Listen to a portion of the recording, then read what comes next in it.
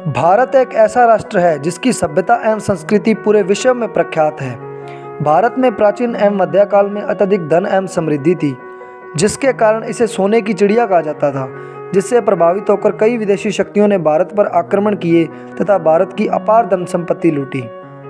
8वीं से 10वीं शताब्दी तक अरब देशों से विदेशी लुटेरे आते रहे तथा भारत की अपार संपत्ति यहाँ से ले जाते रहे, जिसमें मोहम्मद बिन Tughlaq, Mahmood Ghaznavi, Taimur lung, Genghis Khan और मोहम्मद गौरी जैसे शासक शामिल थे।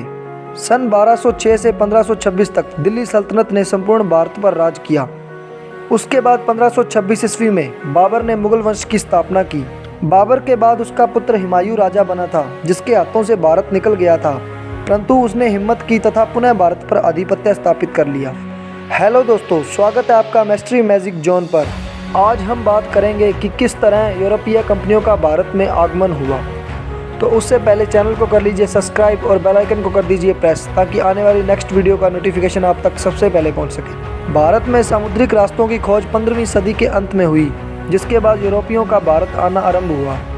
यूरोपीय देश कई स्थानों पर उपनिवेश बनाने में सफल हुए, परंतु उनके आकर्षण का मुख्य केंद्र भारत ही था। भारत की समृद्धि देखकर पश्चिमी देशों ने भारत के साथ व्यापार करने की सोची। 17 मई 1498 को पुर्तगाल का एक यात्री वास्को डी गामा भारत के पश्चिमी तट पर आया।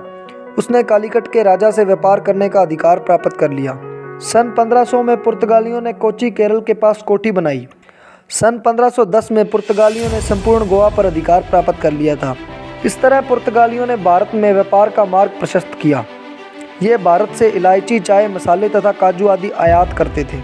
पुर्तगालियों की समृद्धि को देखकर डच, हॉलैंड के निवासी भारत तथा श्रीलंका की ओर आकर्षित हुए। सन 1602 में प्रथम डच ईस्ट इंडिया कंपनी की स्थापना हुई। उससे पहले 1598 में डचों ने अफ्रीका और जावा के रास्ते से अपना पहला शिप भारत भेजा था। डचों ने मसालों के स्थान पर भारतीय कपड़े का अत्यधिक आयात किया। सन 1612 में डचों ने पुर्तगालियों को यहाँ से खदेड़ दिया तथा उनके मुख्य स्थानों पर कब्जा कर लिया था। इंग्लैंड के नाविकों को भारत का पता कोई 1578 ईस्वी तक नहीं लग पा रहा था। सन 1578 ईस्वी में सर फ्रांसिस ड्रेक नामक एक अंग्रेज नाविक ने लिस्बन जाने वाली जहाज को लूट लिया था। 31 दिसंबर सन 1600 ईस्वी को इंग्लैंड की महारानी एलिजाबेथ प्रथम को ईस्ट इंडिया कंपनी की स्थापना का अधिकार प्राप्त हुआ। उन्हें पूर्व के देशों से व्यापार की अनुमति मिल गई थी।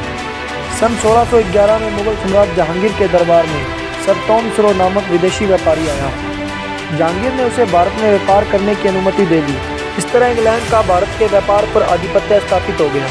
सन 1757 में बंगाल के नवाब सिराजुद्दौला को हराकर अंग्रेजों ने बंगाल पर कब्जा कर लिया तथा 1764 में बक्सर के युद्ध के बाद इंग्लैंड का संपूर्ण भारत पर आधिपत्य स्थापित हो गया तथा इंग्लैंड ने भारत को अपना उपनिवेश बना लिया।